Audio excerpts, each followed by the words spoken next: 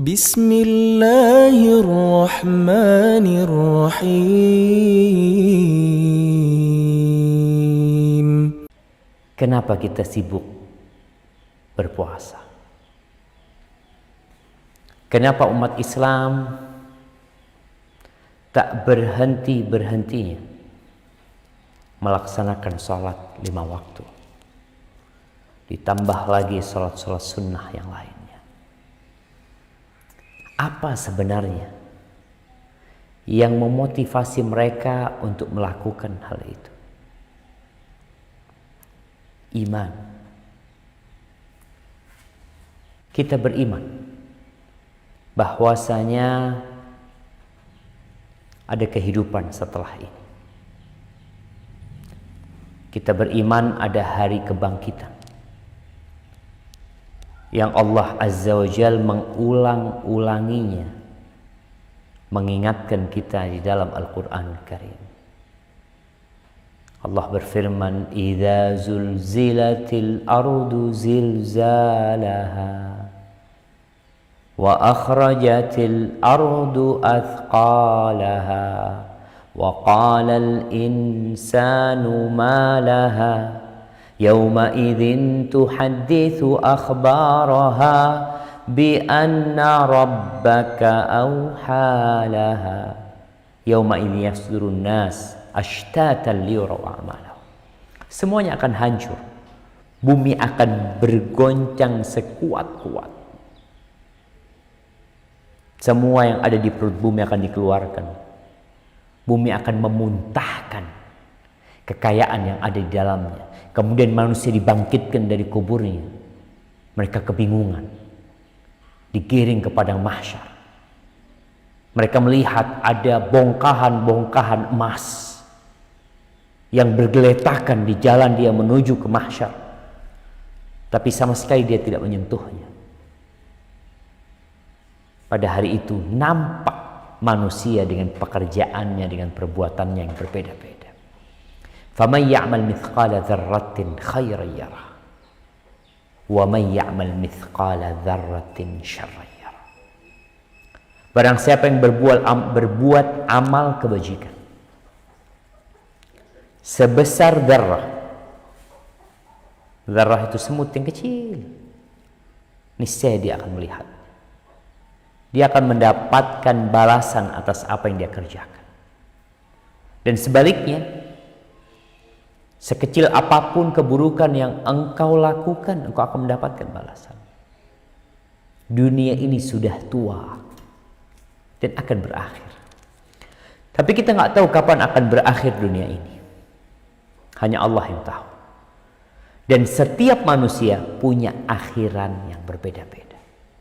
Ana entah akan berapa lama lagi hidup di dunia ini.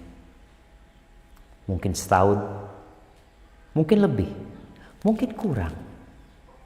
COVID-19 menunjukkan orang-orang yang awalnya diharapkan berumur panjang, tapi terpaksa dia dikeluarkan dari rumahnya.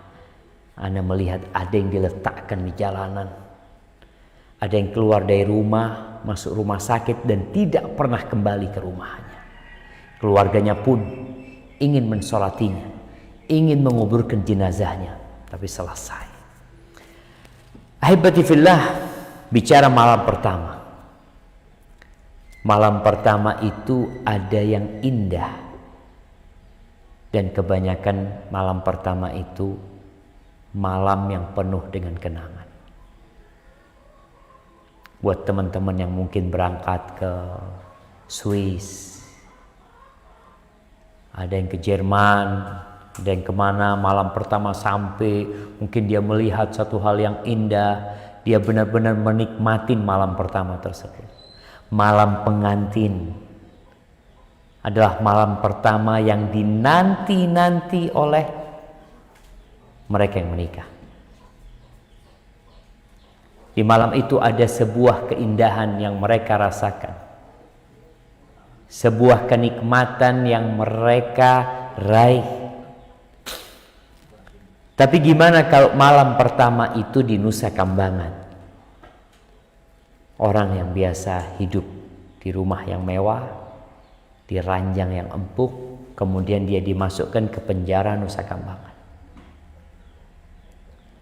atau penjara Guantanamo. Apa yang akan terjadi sama dia? Dia akan lupa dengan segala kenikmatan yang pernah dia rasakan. Ahibati fillah, kalau bicara malam pertama di kuburan, insya Allah kita pernah ziarah kubur.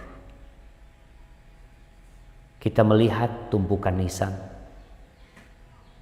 Kita melihat bangkai-bangkai yang tertimbun, yang keluarganya tidak ingin mencium aroma bangkai tersebut. Anak tidak ingin mencium bangkai ayahnya. Ayah tidak ingin mencium bangkai anaknya. Suami, istri, semuanya berusaha untuk menghilangkan bangkai tersebut. Sebagian manusia karena kebodohannya, bangkai itu dibakar sehingga menjadi debu buat dia. Bapaknya dia bakar. Muslim menguburkannya.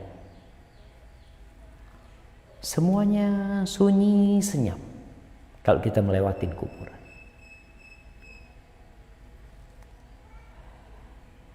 Seorang alim ulama, Ubaid bin Umair, dia pernah berkata, innal qabra la yaqulu ya ibna Adam. Sesungguhnya kuburan itu benar-benar berkata sebenarnya untuk anak Adam ini. Jadi kalau kita melihat sunyi senyapnya kuburan, seakan-akan dia mengatakan kepada kita, wahai anak Adam, engkau ini sekarang lagi berkunjung ke sini, lagi ziarah, lagi mengantarkan jenazah. Pertanyaannya buat engkau yang masih hidup, apa yang kau persiapkan untuk aku? Baitul Ghurbah, tempat pengasingan. Baitul Wahdah, tempat kesepian. Wa baitul akalah wa baitud dud, tempatnya cacing-cacing tanah. Tempatnya ulat-ulat. Aku tuh tempat itu. Abdullah bin Mubarak rahimahullahu ta'ala, dia meriwayatkan dari Nuaim, dari Abdullah bin Ubaid bin Umar. Qala balagani. Ini Abdullah bin Ubaid bin Umar mengatakan, telah sampai kepadaku sebuah informasi. Annal mayyit yuq'adu fi hufratihi. Orang yang mati itu, awal dia dikuburkan, jangan bicara malam pertama. Iya, ada yang malam hari dikuburkan, ada yang siang hari buat dia, nggak ada mentari di sana, gelap semuanya. Bahwasanya itu yang mati didudukkan dan dia mendengar langkah-langkah orang yang mengantarkannya pergi. Nggak ada yang ngajak dia bicara. Mungkin awal yang dikatakan oleh kuburan itu, wayhak ibna Adam, celaka engkau anak Adam. Bukankah engkau sudah dikasih tahu bahwa aku ini sempit, aku ini gelap, aku ini tempat yang busuk. Allahu Akbar. Kita kalau mencium bau bangkai, kenapa kalau ada orang mati dibunuh umpamanya dalam rumah, atau dia bunuh diri kemudian nggak tahu keluarganya, kapan ketahuan? Satu kampung jadi tahu karena aroma busuk. Kelak tubuh kita akan busuk. Yang sekarang kita jaga, kita mandi, kita pakai sabun wangi, kita pakai sampo, kemudian ada yang pakai lotion, ada yang wajahnya selalu dibedakin, di make upi. Nanti pada waktu awal malam engkau di sana, awal datang ke sana, selesai semuanya.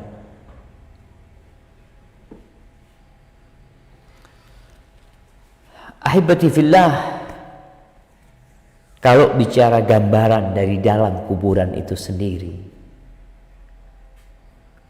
Umar bin Abdul Aziz ini dia menantunya khalifah, kemudian jadi khalifah. Dia mengatakan, inna li nafsan tawaqah, aku tuh punya jiwa yang ambisius. Insya Allah kita semua ambisius, kita visioner, Masya Allah. Ada pandangan-pandangan masa depan yang kita inginkan. Tapi ternyata ada di antara kita yang visi dan misinya itu nggak lama sebenarnya. Nggak pantas dia disebut visioner. Kenapa? Karena misi dia cuma 70 tahun. Kita ingin yang visinya sampai 1000 tahun. Kita ingin visinya yang unlimited. Umar bin Abdul Aziz menceritakan tentang ambisi dia. Aku itu ingin menikah dengan anaknya khalifah. Akhirnya dia menikah dengan anaknya khalifah. Aku tuh berambisi ingin menjadi gubernur. Dan aku dapatkan jadi gubernur Madinah. Kemudian namanya ambisi. Aku berambisi untuk jadi khalifah. Dan aku jadi khalifah. Kemudian sekarang ambisiku itu, aku ingin masuk surga. Jadi Umar bin Abdul Aziz, subhanallah, kalau kita melihat bagaimana dia ketika dia menjadi gubernur, ada perbedaan ketika dia menjadi khalifah. Haywah pernah membawakan kain kepada Umar bin Abdul Aziz waktu dia jadi gubernur. Kasih gubernur itu kain itu harganya 600 dirham kalau nggak salah. Ya sekitar 60 jutaan. Kata Umar bin Aziz, sebenarnya kain ini ya bagus. Sayangnya dia masih kasar. Subhanallah. Harga 600 dirham masih kasar sama dia. Seperti apa kain 60 juta lembutnya seperti apa. Ketika dia menjadi khalifah didatangkan kain lagi, tapi hidup dia sudah berubah. Sama Haywah ini. Bawa dia tuh kain. Harganya mungkin beberapa dirham. Nggak sampai puluhan dirham. Dipegang sama Umar bin Abdul Aziz. Kain ini sebenarnya bagus, tapi dia terlalu lembut. Yang dulu 600, yang sekarang mungkin 6 dirham. Maka heran Haywah, kenapa engkau seperti itu? Perubahanmu begitu signifikan. Kata dia, iya. Apa yang mau dicari di dunia ini? Semuanya akan berakhir. Sekarang aku berharap masuk surga. Ini Umar bin Abdul Aziz, ketika dia menjadi khalifah, banyak pesan-pesan indah. Dia berkata kepada teman-teman duduk dia. Dia namanya khalifah, duduknya sama siapa? Sama pejabat-pejabat negara, sama orang-orang penting. Apa katanya Umar bin Abdul Aziz?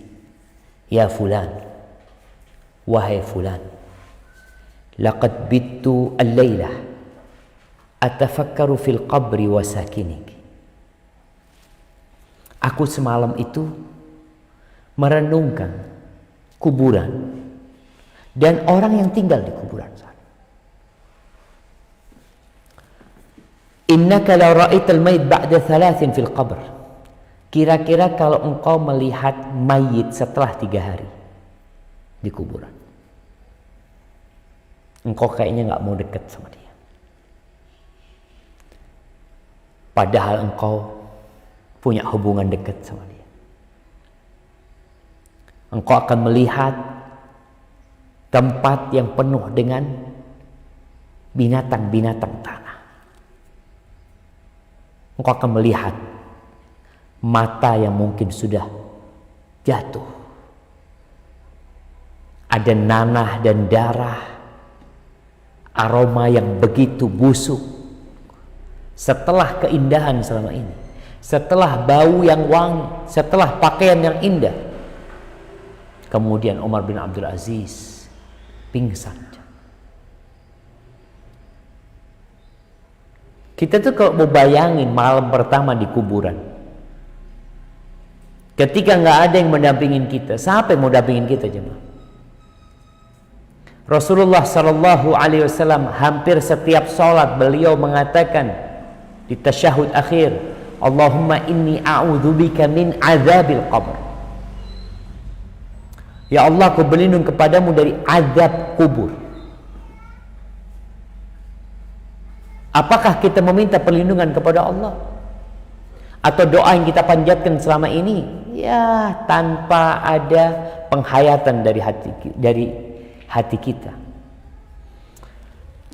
Kalau kita memikirkan 2 malam, mungkin 2 malam nih yang perlu kita kenang. Yang pertama, malam kita bersenang-senang bersama keluarga kita, bersama anak kita, lagi duduk bersama. Sekarang kan orang-orang itu dengan adanya kamera suka mengabadikan kondisi bersenang-senang mereka bersama keluarganya di tempat yang indah, makanan yang enak. Ya Allah, kita ceritakan, kita upload. Baik, engkau silakan kenang malam ini. Tapi ada satu malam yang perlu engkau ingat juga. Ketika engkau bermalam di kuburan, tanpa keluarga, tanpa anak, tanpa ada AC yang mendinginkan, tanpa ada kawan yang menemani. Engkau ditinggal sama keluargamu. Apa yang terjadi dengan dirimu pada waktu itu? Kullu nafsin dha'iqatul maut. Semua yang bernyawa pasti merasakan kematian. Kalaupun engkau menjadi orang terkaya di dunia, mungkin engkau dapat menjaga kesehatan fisikmu dengan berbagai obat-obatan, dengan berolahraga, dengan mengkonsumsi makanan-makanan yang sehat. Tapi ingat, kullu nafsin dha'iqatul maut. Semua yang kaya raya sedang menanti. Tidak ada yang kekal kecuali Allah Azza wa Jalla. Semua manusia mati. Nabi kita Muhammad alaihi salatu wassalam, Rasulullah sallallahu alaihi wasallam, apa kata Allah? Innaka mayyitun wa innahum mayyitun. Engkau bakal mati dan semuanya mati. Jadi ahibati fillah, sudah menjadi keputusan Allah Azza wa Jalla. Kita hidup di dunia, mau kemanapun engkau pergi.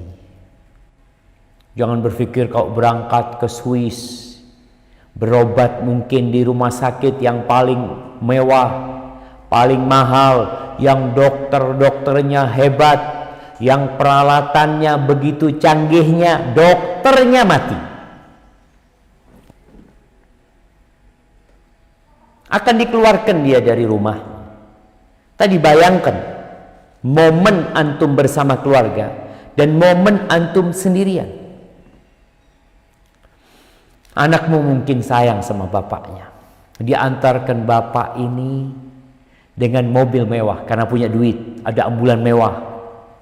Sang anak memilihkan buat bapaknya kuburan yang paling mahal.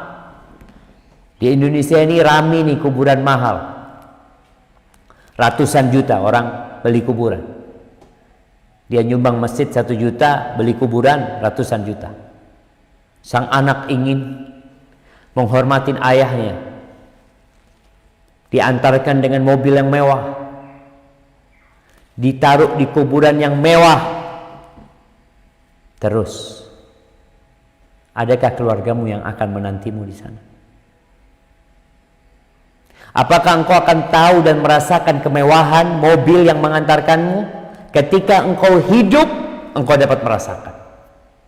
Tapi tatkala engkau mati, Engkau mau diletakkan di gerobak sampah pun, mau diletakkan di mobil mewah, sejatinya sama buat dirimu. Engkau sudah bangkai. Dan Nabi SAW menjelaskan, tatkala jenazah diletakkan, kalau dipikul atau diletakkan di kendaraan, kemudian dibawa ke kuburan, in kanat salihah, kalau jenazah ini adalah orang yang soleh dalam kehidupannya, maka dia akan mengatakan, qaddimuni, qaddimuni, segerakan aku, cepat bawa aku, selesai aku dengan kehidupan ini, aku mau berpindah ke satu tempat yang lebih indah dari kehidupan ini. Tapi kalau dia ternyata ghair dzalik, bukan orang soleh, maka dia akan kebingungan. Dia akan bingung mengatakan, aina yadhhabuna biya, mau dibawa kemana aku ini? Walaupun di atas mobil yang mewah.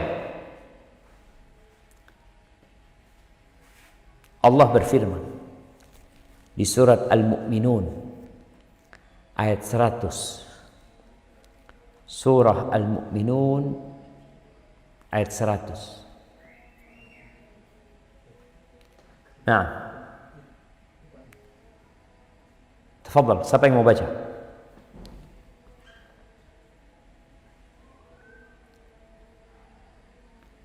Naam. Ya Allah jamaah. Ada yang dengerin apa enggak di sana? Pak Ustaz Aal untuk membacakannya, Pak Ustaz Aal. Ya, suaranya lebih keras. Al-Mu'minun ayat 100 dibaca. Nggak ada yang baca.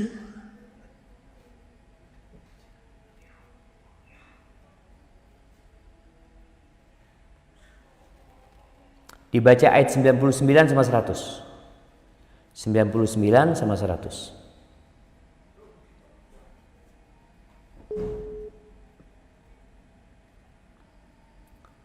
Nah,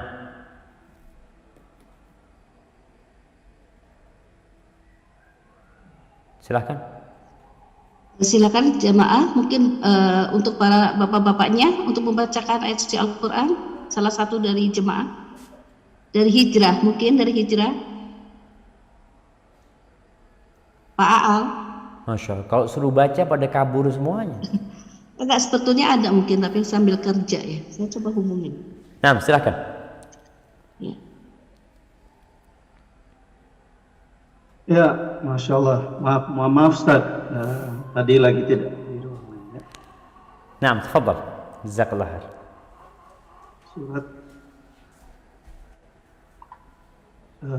mohon maaf Ustaz, surat, oke. A'udzubillahi minasyaitonir rajim. Bismillahirrahmanirrahim.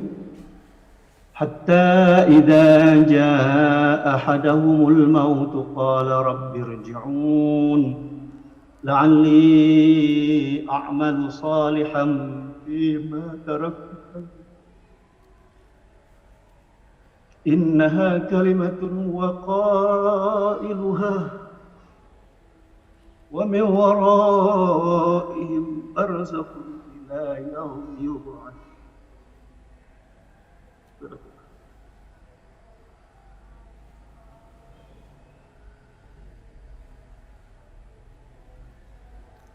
Nah, artinya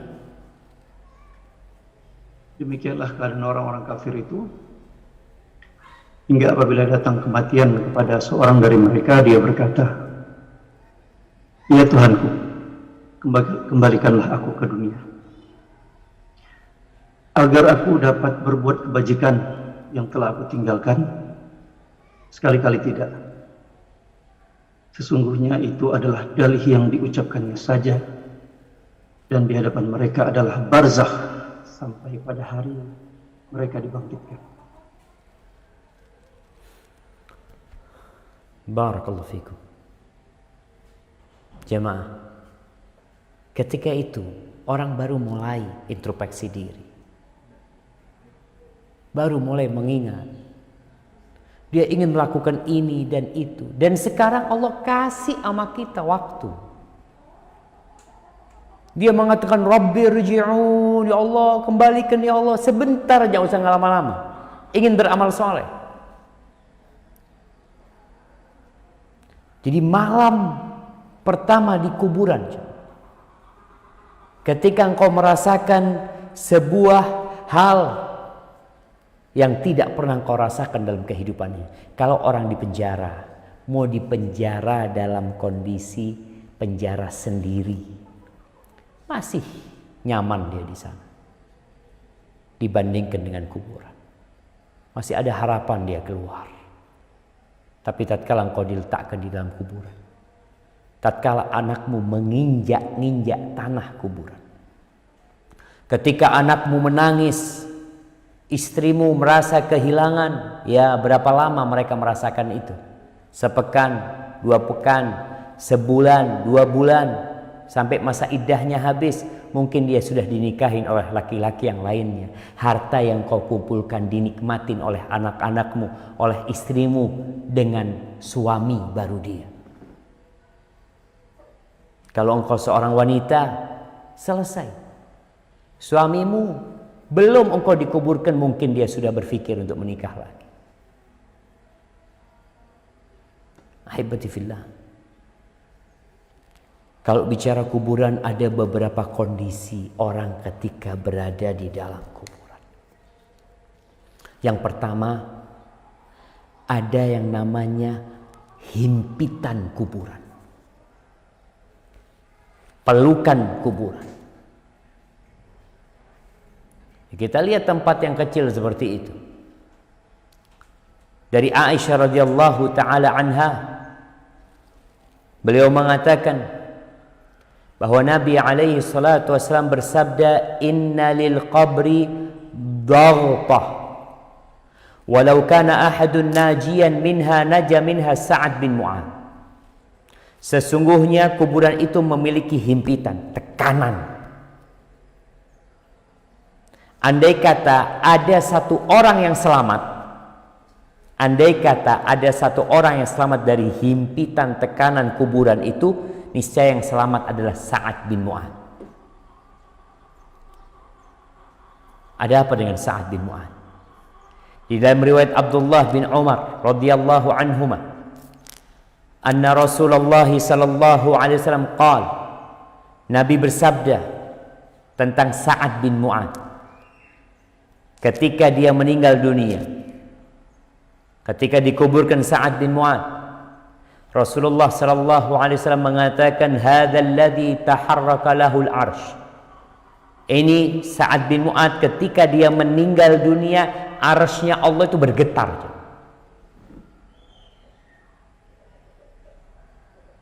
Yang mati ini bukan orang biasa. Sampai arsy-nya Allah bergetar. Wa futihat lahu abwabus sama. Ketika dia meninggal dunia, pintu-pintu langit dibuka membawa ruhnya Sa'ad bin Mu'adz. Wa syahidahu 70,000 minal malaika, dan menghadiri meninggalnya Sa'ad bin Mu'adz itu 70.000 malaikat. Laqad dhamma dhammatan thumma furrija anhu. Dia pun masih merasakan dihimpit, ditekan oleh kuburan. Kemudian baru dilepaskan. Itu Sa'ad bin Mu'adz. Gimana dengan kita? Semuanya akan merasakan. Yang mukmin, yang saleh, yang tidak saleh, apalagi yang kafir. Sudah sebuah kepastian ketika para ulama menjelaskan tentang himpitan kuburan ini. Kok semuanya masih dihimpit di kuburan? Nah, di dunia pun kita merasakan sakit. Apa orang soleh nggak sakit? Apa orang soleh nggak kena bala? Bukankah kita tahu bahwa sudah menjadi kodrat manusia dia melakukan dosa? Maka himpitan itu adalah untuk menyelesaikan dosa-dosa dia.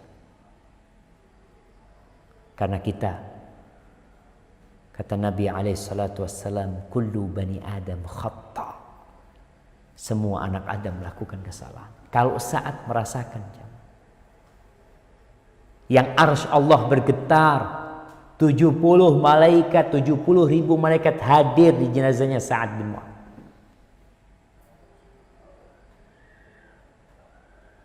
Bagaimana dengan orang seperti kita yang kadangkala sholatnya pun jauh dari kekhusyuan? Insya Allah ada yang padam listriknya jemaah.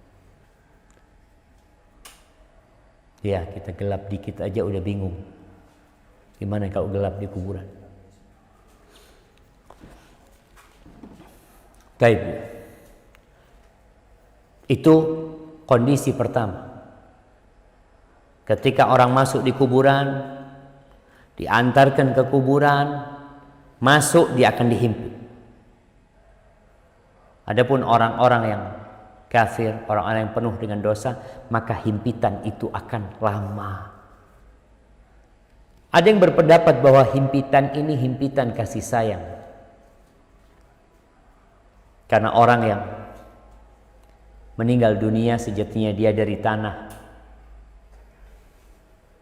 Dia ditunggu sama kuburannya ketika balik seperti ibu yang menghimpit, memeluk anaknya dengan keras. Karena kasih sayang. Tapi yang pertama pendapat itu lebih benar. Bahwasanya himpitan dan pelukan serta dekapan itu adalah untuk menyelesaikan dosa-dosa. Karena manusia sesoleh apapun dia tetap punya dosa. Yang kedua, kesunyian, kesenyapan, serta kemudian datangnya mungkar dan nakir.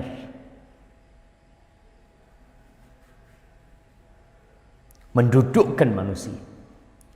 Di dalam hadis Al-Bara' bin Azib yang diriwayatkan Imam Ahmad bin Hanbal, ketika Rasul sallallahu alaihi wasallam mengatakan ista'idu billahi min adzabil qabr,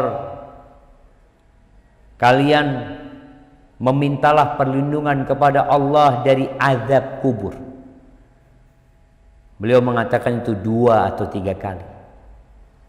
Lalu beliau menceritakan bagaimana proses keluarnya ruh orang yang beriman dan ruhnya orang kafir. Kemudian setelah itu bagaimana ruh itu dikembalikan kepada jasadnya. Lalu Rasul sallallahu alaihi wasallam mengatakan tentang kondisi orang yang beriman. Fayatihi malakan, maka akan datang kepada dia 2 malaikat dalam wujud yang menakutkan, yang dia nggak pernah melihat, dalam kondisi dia sendiri, tidak ada satupun yang mendampingi dia, didudukkan. Lalu bertanya malaikat ini, man rabbuk, siapa Rabbmu? Fayaqulu rabbi Allah. Ma dinuk, apa agamamu? Fayaqulu dinil Islam.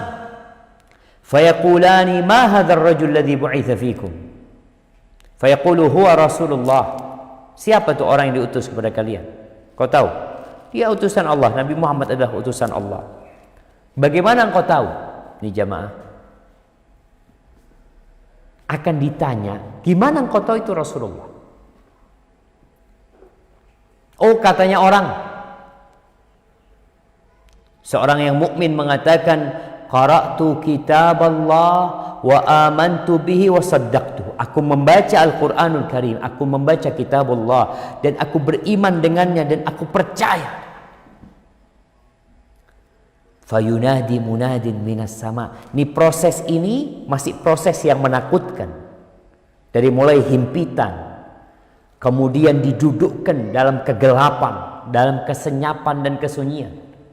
Tatkala lulus tes, lulus dari pertanyaan-pertanyaan yang diberikan, maka ada yang menyeru dari langit mengatakan, an sadaqa abdi, hambaku benar. Dia bukan ikut-ikutan, dia bukan pura-pura beriman, tapi dia benar-benar beriman. Fa'afrishuhu minal jannah, maka berikan kepadanya permadani dari surga. Waftahu lahu baban ilal jannah. Bukakan dari kuburan dia pintu ke surga. Dia berada di kuburannya. Kalau kita melihat kuburan beralaskan tanah, tapi ternyata di alam yang berbeda sana ada hamparan permadani surga. Kalau kita melihat kuburan itu sempit, nggak ada jendelanya, kanan kiri nggak ada, tertutup semua. Kalau orang beriman, subhanallah, Allah bukakan pintu surga. Fayatihi min rauhiha wa tibiha. Maka datang dari surga itu aroma yang indah, kesegaran surga. Wa yufsah lahu fi qabrih madda basari. Kemudian dihamparkan bagi dia, kuburannya itu diluaskan sepanjang dia memandang. Lebih indah dari rumahnya. Kita kalau di rumah, tidur di rumah, kanan kiri kita semua tembok. Mau luas 5 kali 5, 10 kali 10, mau 100 kali 100, semuanya terbatas. Tapi di kuburan sepanjang dia memandang akan luas, jamaah. Kalau dia sendirian, enggak. Kenapa? Kalau antum di rumah yang luas sendirian, antum tetap merasakan kesunyian. Di sini Allah ingin mengusir kesunyian, kesenyapan dan kesepian dia. Fayatihi rajulun hasanul wajhi wa hasanul thiyabi tayyibur rih. Datang kepada dia orang yang wajahnya indah, yang bajunya indah, aromanya wangi. Fayaqulu abshir billadhi yasurruka. Orang itu yang datang mengatakan, bergembiralah engkau dengan yang menyenangkanmu. Hadza yaumuka alladhi kunta tu'ad. Ini hari yang engkau dijanjikan. Engkau selama di dunia sholat, berpuasa, sedekah, zakat, berangkat haji, berangkat umroh, berbuat kebajikan, dijanjikan akan dikasih balasan. Berbeda sama orang yang kerja di dunia, akhir bulan dia dapat gaji, akhir hari dia dapat gaji, dia rasakan di dunia. Seorang mukmin dijanjikan nanti engkau sholat sepanjang tahun, sepanjang hidupmu. Balasannya apa? Allah akan kasih. Bukan 70 tahun antum di kuburan. Antum bisa bayangin berapa tahun sih kita di kuburan, berapa tahun kita di muka bumi ini, dan berapa tahun di perut bumi ini. Lihat Rasulullah sallallahu alaihi wasallam di muka bumi ini, beliau hanya 63 tahun. Tinggal di rumah petak 5 kali 5. Kecil rumahnya.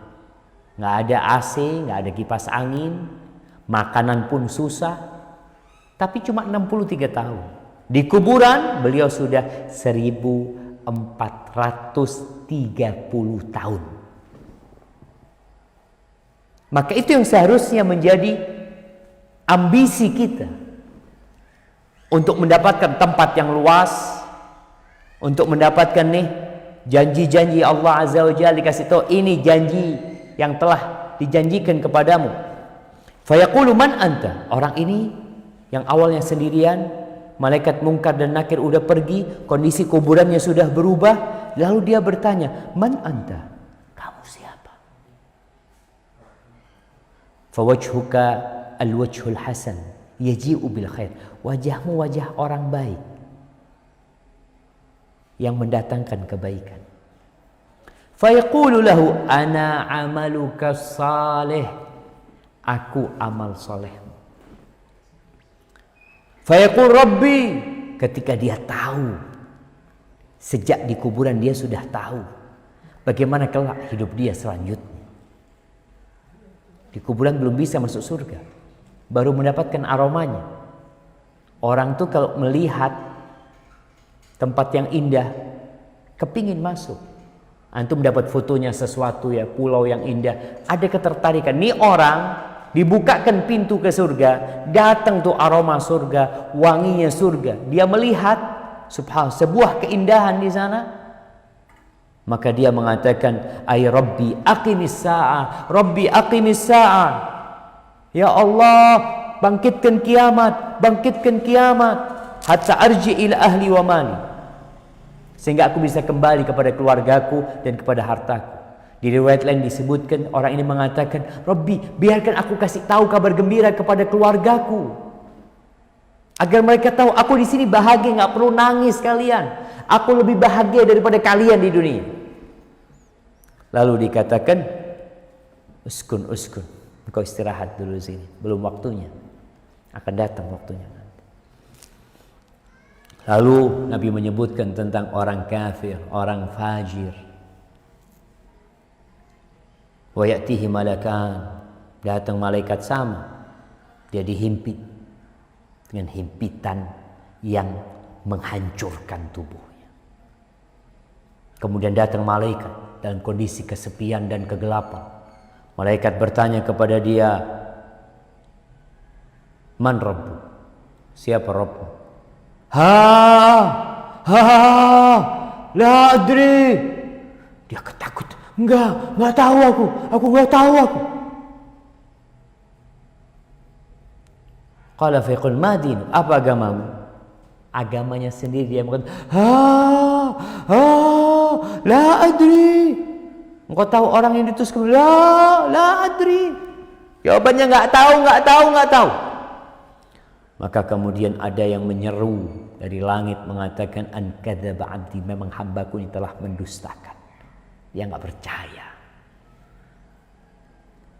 Fa afrishuhu minan nar. Jadi bukan permadani yang diberikan kepada dia, tapi api neraka. Bawahnya kuburan dia adalah api neraka. Waftahu lahu baban ilan nar. Bukakan pintu ke neraka. Fayatihi min harriha wa sumumiha. Maka datang kepada dia aroma busuknya api neraka, panasnya neraka. Datang kepada dia, wa yudayyaqu alaihi qabruh, dan kuburannya disempitkan buat dia, hatta takhtalifa adla'uhu, sampai tulang-tulangnya itu enggak beraturan. Antum tahu kalau seperti tisu yang diremet-remet, seperti itu dia disempitkan kuburannya. Walaupun dari kasat mata kita, oh kuburannya mewah, luasnya sekian, ada kolam renangnya, ada ininya, nggak ada. Di dalam sana dia sudah nggak dapat manfaat dari harta, dari apa yang di muka bumi ini, kecuali dari amal soleh dia. Ketika nggak ada, lalu dalam kesendiriannya dia, wa ya'tihi rajulun qabihu thiyab, datang kepada dia orang yang dengan pakaian yang jelek, aromanya busuk. Kita tuh kalau duduk di samping orang yang nggak mandi 2 pekan, terus dia memang punya aroma tubuh yang buruk, pakaiannya juga bau, kita akan menyingkir, kita akan cari tempat lain, kita akan tutup hidung kita. Tapi ini datang tuh, tempatnya udah sempit, mau bareng dia lagi. Kita tuh kalau tempat sempit gak ingin orang lain duduk di situ. Kita lihat pesawat, kenapa ada kursi bisnis, ada kursi yang lebih tinggi VIP umpamanya, ada yang biasa itu banyak orang.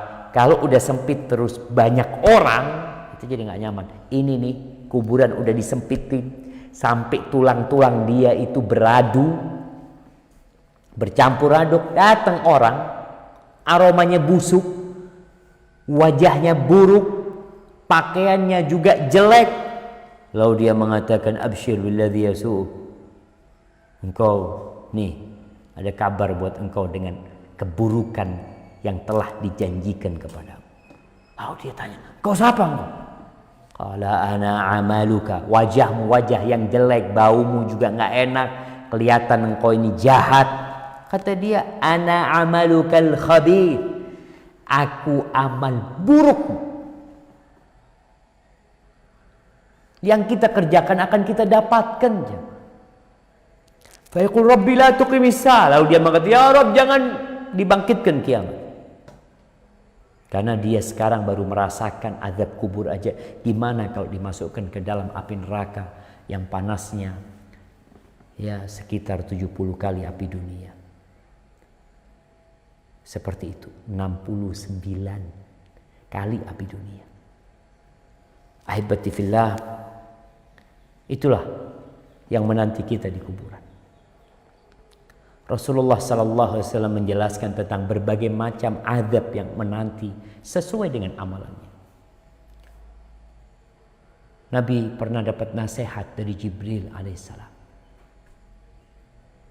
Jibril mengatakan kepada Rasul SAW, "Ya Muhammad, aish ma syi'ta fa innaka mayyitun." Wahai Muhammad, hiduplah engkau semaumu. Engkau pasti mati. Berapa tahun engkau mau hidup, seperti apa engkau mau hidup, engkau pasti akan mati. Mau dengan gaya apapun, engkau pasti mati. Wa'mal ma syi'ta fa innaka majziyun bi. Beramallah semaumu. Jadi kalau bicara orang, udah nggak usah ngurusin anak, silahkan antum mau beramal, silahkan. Allah nggak butuh sama amalan kita.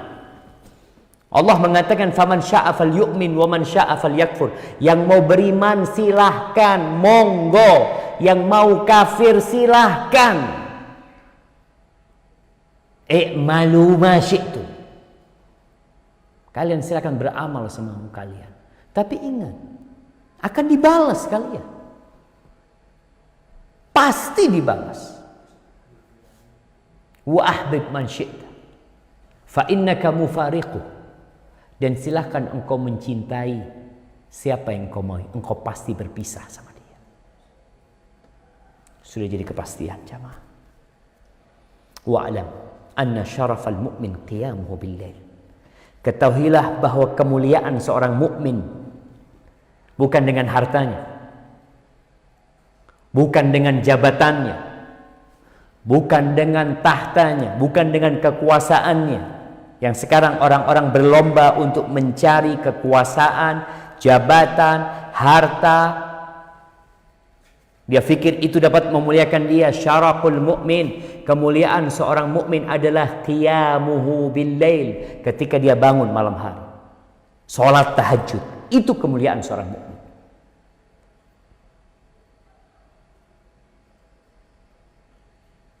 Wa izzatahu istighna'u 'anil nas.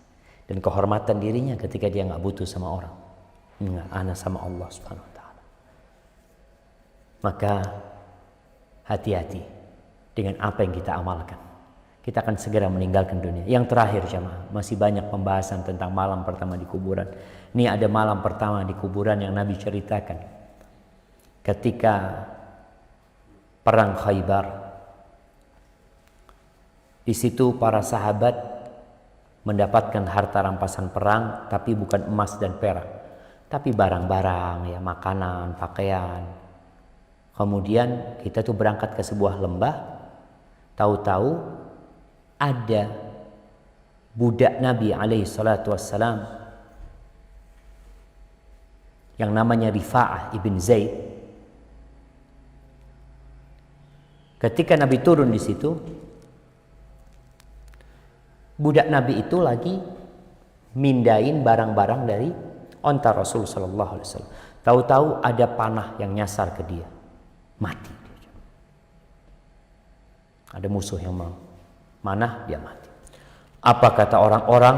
Hani'an lahu syahada. Ya Allah, enaknya mati syahid dia tuh. Mereka mati senang. Ya Allah, betapa bahagianya dia mati syahid.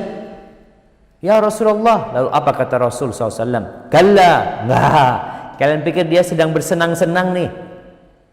Nabi SAW, kalla, tidak seperti itu. Walladhi nafsu Muhammadin biyadih. Demi yang jiwa Muhammad berada di tangannya, demi Allah Azza wa Jal, inna syamlata la taltahibu alaihi nar. Sesungguhnya ada kain yang dia ambil dalam harta rampasan perang yang bukan bagian dia ambil, itu sekarang sedang membakar diri dia. Orang ketika itu ketakutan jamaah. Ini ngambil kain aja, yang diharapkan dia mati syahid. Ternyata pakaian itu menjadi pembungkus dia di alam kubur sana, membakar dirinya. Orang pada ketakutan. Ada yang bawa tali sandal. Tali sandal, ada yang satu, ada yang dua. Lalu Rasul SAW mengatakan, asabtu yawma Khaybar Dia mengatakan, ya Rasulullah, ini aku dapat pada waktu Khaybar itu, ya ini belum dibagi, aku lihat, aku ambil Nabi SAW.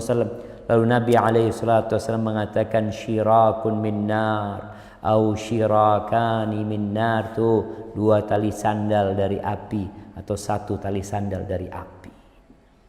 Itu yang menanti di kuburan. Maka hati-hati dengan apa yang kita makan, dengan apa yang kita ambil, dengan apa yang kita dapatkan. Semuanya bakal mendapatkan balasan, jemaah. Namun banyakkan manusia memang sibuk cari dunia, mabuk dunia, seakan-akan kematian itu tidak akan datang kepadanya. COVID-19 sekarang memberikan kepada kita pelajaran. Kita tinggal di rumah, kita bosan, kita boring, kita ingin keluar. Nanti engkau akan berada di satu tempat yang tidak akan pernah keluar selama-lamanya sampai kiamat terjadi.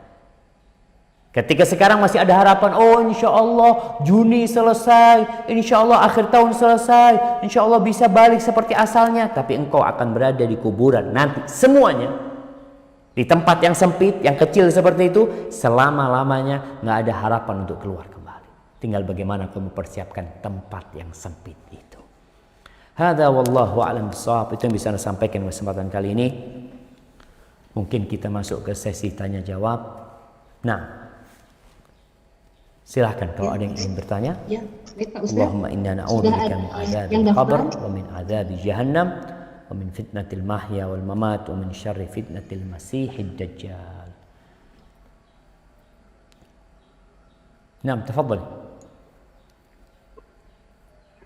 Mohon maaf tadi saya bicara kepotong.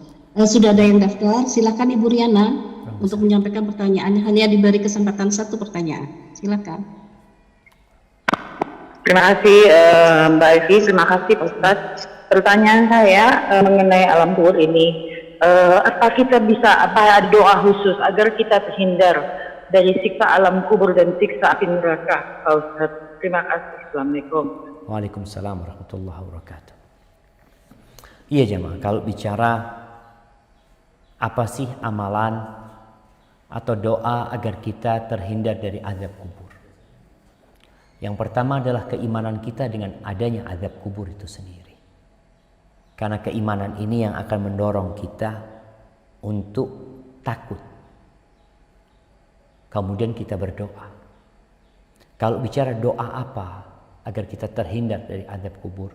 Rasulullah SAW mengajarkan sebuah doa yang dibaca sebelum salam. Karena memang setelah tasyahud akhir itu ada waktu yang mustajab. Beliau biasa membaca di situ mengatakan, Allahumma inni a'udzubika min adzabil qabr wa min adzabi jahannam wa min fitnatil mahya wal mamat wa min syarri fitnatil masiihid dajjal. Ya Allah, aku berlindung kepadamu dari azab kubur, dari azab jahannam, dari fitnah kehidupan dan kematian, dan dari fitnah al-masiihid dajjal. Kemudian doa yang dibaca Nabi SAW setiap pagi dan petang. Amsayna wa amsal mulku lillah walhamdulillah la ilaha illallah wahdahu la syarika lah lahul mulku wa lahul hamdu wa huwa ala kulli syai'in qadir. Allahumma inni as'aluka khaira ma fi hadhihi al-lailah wa khaira ma ba'daha wa a'udzu bika min syarri ma fi hadhihi al-lailah wa syarri ma ba'daha. Rabbi a'udzu bika minal kasali wa su'il kibar. Nih di akhir doa Nabi mengatakan, ya Allah, aku berlindung kepadamu, ya Rabbi, aku berlindung kepadamu dari malas dan dari umur tua.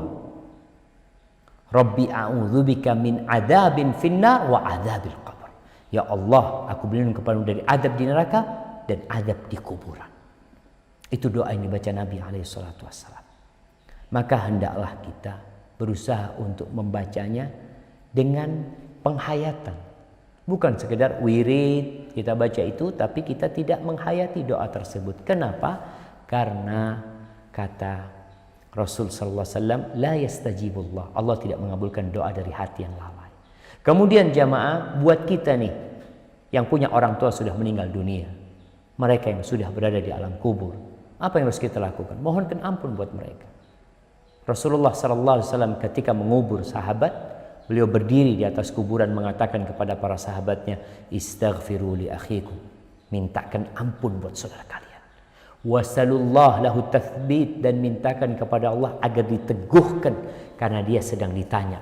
Itu proses ditanyanya oleh malaikat Munkar dan Nakir.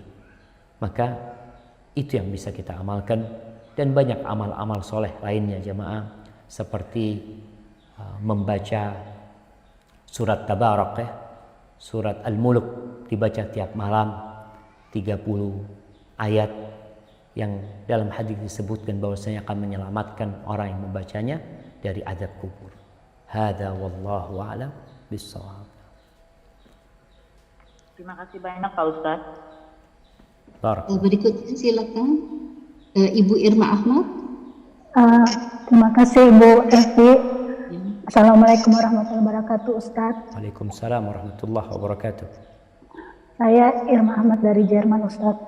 Mau bertanya Ustadz, ya ini terkait mungkin tidak langsung ke alam kuburnya, tetapi kaitannya dengan dosa Ustadz. Jadi dari cerita tadi sahabat Nabi yang mengambil kain, padahal sebenarnya sebelumnya dia sudah berjihad atau memiliki dosa yang banyak, tapi hanya kesalahan yang mencuri kain itu dan menjadi penyebab dia juga disiksa. Nah, bagaimana caranya Ustadz dengan misalnya seseorang yang punya dosa banyak, tapi dia juga punya dosa kebaikan, amal-amal kebaikan, apakah di dalam kubur itu tidak bisa membantu untuk memberikan syafaat, maksudnya memberikan pertolongan di alam kubur Ustaz. Terima kasih Ustaz, begitu aja. Barakallahu fikum. Naam jemaah. Iya. Kalau kita bicara orang yang punya amal soleh dan dia punya dosa, bukankah nanti akan ada penimbangan? Iya, akan ada penimbangan nantinya. Di mana? Nanti di padang mahsyar. Di situ akan ada hitung-hitungan. Perhitungan di sana yang akan menunjukkan apakah dia lebih banyak amal solehnya atau amal keburukannya. Allah mengatakan, فَأَمَّا مَنْ ثَقُلَتْ مَوَازِينُهُ فَهُوَ فِي عِيشَةٍ رَاضِيَةٍ. Tuh, yang lebih berat amal solehnya, maka dia akan berada dalam kehidupan yang mulia, kehidupan yang nikmat, yang penuh dengan kenyamanan di sana. Itu nanti akan ada penimbangan tersebut. Kalau pertanyaannya, ada dosa-dosa yang Allah akan azab. Kita di dunia coba, kita punya amal soleh, kita sholat, kita berpuasa, tapi kita sakit, kita kena musibah, kita bangkrut. Apa kata Nabi SAW? Ketika Allah Azza wa Jalla mengatakan, "Laisa bi amanikum wala amani ahlil kitab. Man ya'mal su'an yujzabi." Bukan termasuk angan-angan kalian atau ahlul kitab. Urusan amal, balasan, pahala, enggak, ingat. Man ya'mal su'an yujzabi. Barang siapa berbuat kejelekan, pasti dibalas. Pasti pembalasan itu ada. Makanya ketika ayat itu turun, Abu Bakar Siddiq merasa berat. Dia mengatakan, "Ya Rasulullah, kalau setiap dosa yang kita lakukan kita dibalas, kita akan binasa. Karena kita semua punya dosa." Lalu Rasul SAW menyebutkan balasannya. Apa balasannya? Awatamradun, bukankah kalian merasakan sakit? Ya, kecapean, kemudian kena duri, semua itu jadi balasan buat dosa yang dilakukan. Tapi sekarang di alam kubur tersebut, jadi ada orang yang dosa-dosanya dibersihkan dengan musibah di dunia, sehingga dia, alhamdulillah, udah dibalas tuh. Ada yang dibalas di alam kubur, sehingga dia merasakan balasan dosa dia di alam kubur, sehingga nanti ketika dibangkitkan di hari kiamat udah selesai dia dosanya. sehingga dia tidak perlu masuk ke neraka lagi dengan dosa yang dia lakukan.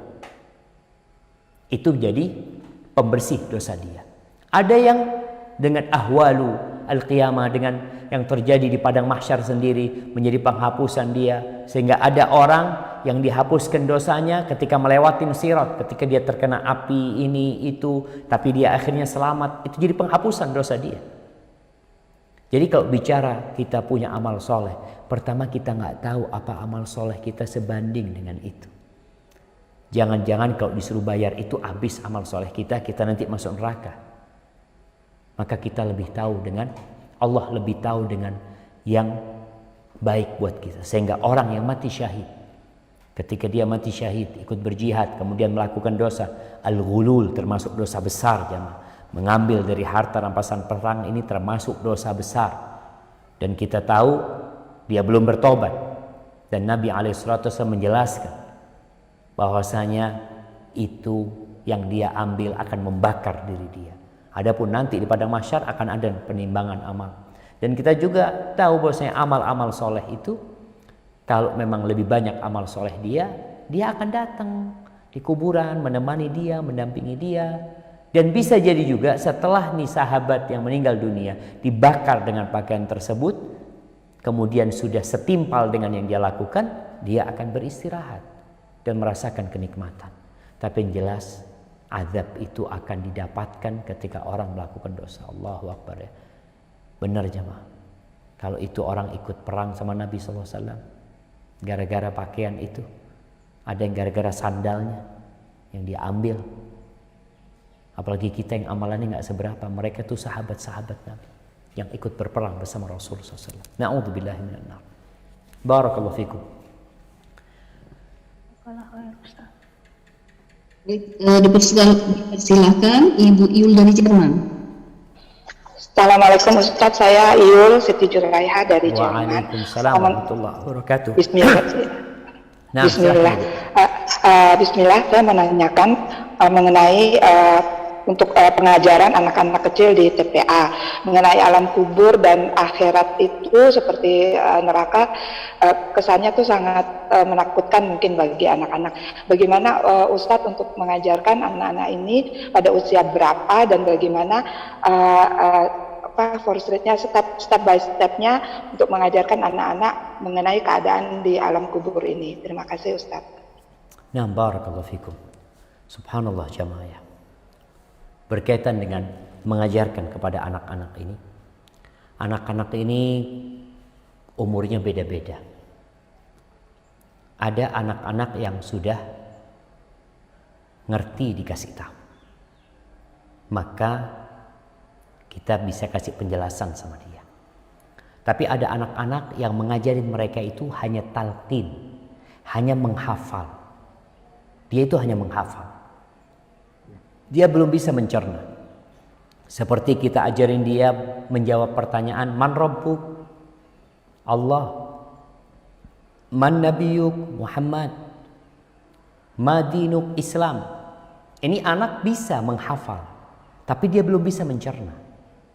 Ketika dia sudah mulai dapat mencerna, memahami mana yang kanan, mana yang kiri, itu salah satu cara kita mengetahui dia sudah mumayyiz. Udah paham tuh yang kanan sama yang kiri, mulai kita bisa kasih tahu dia. Ketika kita suruh dia beramal, mungkin dia bertanya, kenapa harus sholat? Kenapa harus berbuat baik sama orang? Kenapa harus berdoa? Kenapa baca bismillah? Disinilah kita sampaikan kepada dia. Yang pertama, bukan tentang nerakanya, tentang surganya, tapi tentang Allah Azza wa Jalla. Sehingga beriman kepada Allah dan hari akhir, dimulai beriman dengan Allah Subhanahu wa taala. Sampai kan ketika dia udah bisa faham tentang Allah yang menciptakan kita, ya ini itu. Kemudian kita sampaikan kepada dia tentang balasan. Karena anak-anak kecil itu malah mereka adalah kondisi manusia yang takut karena ancaman dan suka karena dapat hadiah. Itu anak-anak. Orang tua ketika ngasih tahu sama anaknya, nak, kau kerjakan tugasmu, nanti abah belikan sepeda. Gembira dia. Ketika diancam dia, kalau engkau nggak selesai, abang nggak kasih hadiah. Uang saku 1 pekan nggak dikasih. Dia bisa memahami hal itu. Maka sekarang ketika berbicara tentang surga Allah Azza wa Jalla, sampaikan buat siapa surga ini? Ada apa di surga ini? Anda punya anak, subhanallah, dia umur 5 tahun ya. Apa sih senangnya anak-anak itu? Main mobil-mobilan ya. Dia cerita, abah kalau Yusuf masuk surga, Yusuf kepingin mobil yang banyak sekali. Iya, seperti itu kenikmatan yang dia inginkan. Dan kita sampaikan apa yang engkau inginkan, engkau akan dapatkan. Asalkan engkau melakukan ketaatan. Adab Allah kita sebutkan, menakutkan, iya menakutkan memang. Kita sampaikan kepada dia tentang orang yang berdusta umpamanya. Seperti ini, seperti itu. Namun orang tua jangan hanya menakut-nakutin anaknya dengan neraka, tapi tidak menumbuhkan keimanan dia sehingga dia lebih mengharap kepada Allah, selain dia juga takut dengan azab Allah Subhanahu wa taala. Mungkin seperti itu. Hadza wallahu a'lam bis-shawab. Jazakallahu khairan, Ustaz. Masih ada waktu Pak Ustaz? Halo? Pak Ustaz, masih ada waktu ya? Masih ada pertanyaan lagi? Bismillah. Ibu dari Swiss, silakan. Assalamualaikum Ustaz. Waalaikumsalam warahmatullahi wabarakatuh. Bismillah. Saya hanya mau bertanya, bahasa apa yang akan digunakan di alam barzah atau nanti di akhirat nanti, karena kita kan sekian banyak manusia. Itu aja bahasa untuk supaya semuanya paham. Syukran. Barakallahu fikum. Iya jemaah, kalau ditanya bahasa apa yang digunakan, wallahu a'lam bishawab. Ada beberapa riwayat yang menyebutkan bahwasanya bahasa yang akan dipakai nanti adalah bahasa Arab. Di surga pun mereka akan berbahasa Arab. Tapi hadis-hadis yang menyebutkan dhaif, lemah hadis tersebut. Maka dikatakan wallahu a'lam bahasa apa yang akan dipakai nanti di sana. Mereka akan pakai satu bahasa, tadi mungkin dengan bahasa Arab, bahasa Al-Quran, bahasa yang dengannya Allah menurunkan kitab terakhir, mungkin itu akan menjadi bahasa dan semua orang akan faham nantinya jemaah. Bahkan kita tahu kulit pun akan berbicara pada hari itu. Dan Allah itu dapat berbicara dengan segala sesuatu. Dan semua orang akan dikembalikan kepada yang masuk surga akan dalam umur sekitar 33 tahun. Tingginya akan situna dhira', akan 60 hasta tingginya di langit. Masya Allah. Jadi nanti akan disamakan mereka umurnya, disamakan tingginya, cuma ya kedudukan derajat mereka berbeda-beda. Dan bahasa yang dipakai di sana tadi Anda sampaikan, ada riwayat yang menyebutkan bahwasanya bahasa Arab adalah bahasa surga, cuma wallahu a'lam bissawab. Mana karena hadisnya tidak sahih, maka tidak bisa dipastikan mereka akan berbahasa Arab di sana, tapi wallahu a'lam bissawab. Nah, jazakallah khair Ustaz. Ya, Ibu Non, dipersilakan. Ibu Non. Ibu Non. Assalamualaikum Ustaz. Waalaikumsalam warahmatullahi wabarakatuh. Ahlan wa sahlan. Ahlan sahlan Ustaz. Apakah benar dengan membaca Al-Quran akan menolong kita di alam kubur? Saya pernah mendengar itu digambarkan dengan laki-laki tampan yang akan selalu menolong kita di alam kubur. Ya. Barakallahu fiik. Subhanallah jemaah. Nah, yang pertama tadi Anda sampaikan bahwasanya ada riwayat tentang keutamaan membaca surat Tabarak, surat Al-Mulk setiap malam, di mana orang itu akan diselamatkan dari api neraka. Kalau bicara Quran akan berwujud seseorang, ya amal itu akan diwujudkan orang nantinya. Sebagaimana dalam hadis Al-Bara' bin Azib, ketika akan datang orang yang wajahnya indah, pakaiannya indah, aromanya baik, memberikan kabar gembira. Ketika ditanya, siapa engkau? Qala ana amaluka sholeh, aku amal solehmu. Dan bisa jadi salah satu amalan utama dia adalah Al-Quranul Karim. Kemudian ada hadis khusus yang berkaitan dengan Quran dan puasa, di mana Rasulullah SAW mengatakan bahwasanya inna sawma wal Quran yashfa'ani yaumal qiyamah li sahibihima. Sesungguhnya Puasa dan Quran ini akan memberikan syafaat kepada orang yang berpuasa dan orang membaca Al-Quranul Karim.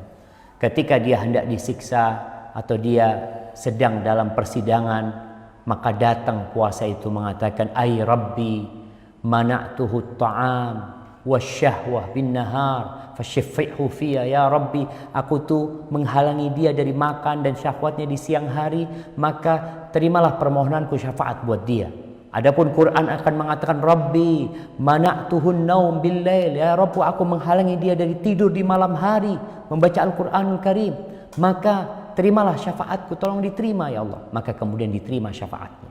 Sehingga tadi kalau di alam kubur akan ada yang mendampingi dia, amal soleh dia, bacaan Quran dia akan mendampingi dia agar dia tidak kesepian di sana. Adapun nanti di padang mahsyar dia juga akan memberikan syafaat ketika persidangan, ketika melewatin sirat sampai dia selamat masuk ke surga Allah Azza wa Jalla. Makanya banyak-banyak kita membaca Al-Qur'anul Karim, tapi ingat, kam min talin lil Qur'an wal Qur'an yal'anu.